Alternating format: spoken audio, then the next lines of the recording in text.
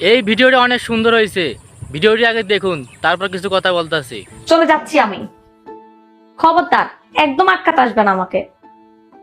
আমার পক্ষে তোমার এই অভাবের সংসার আর থাকা সম্ভব হচ্ছে না গো। যখন বইয়ের শখে পূরণ করতে পারো না, তাহলে বিয়ে করছো কেন? আমি পারবো না তোমার এই অভাবের সংসারে থাকতে।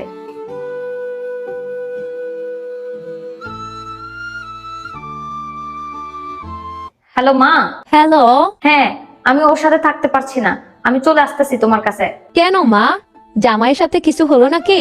আরে মা, ওর অভাবে শেষ হচ্ছে না, বিয়ের পর থেকে এই পর্যন্ত অভাব লেগেই আছে। আমি এই অভাবের সংসার আর করতে পারবো না, চলে আসতেছি তোমার কাছে।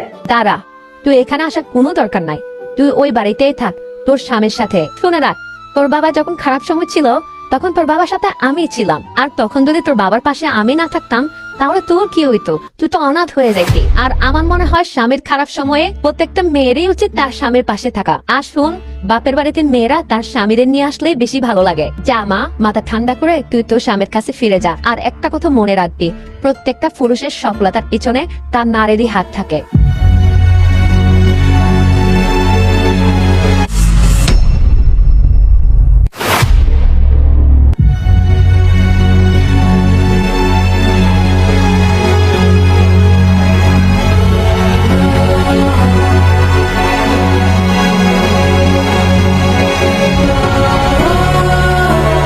যে নারী শূন্য পকেটে তার স্বামীর পাশে থাকে, সে নারী প্রকৃত স্ত্রী হওয়ার যোগ্যতা রাখে।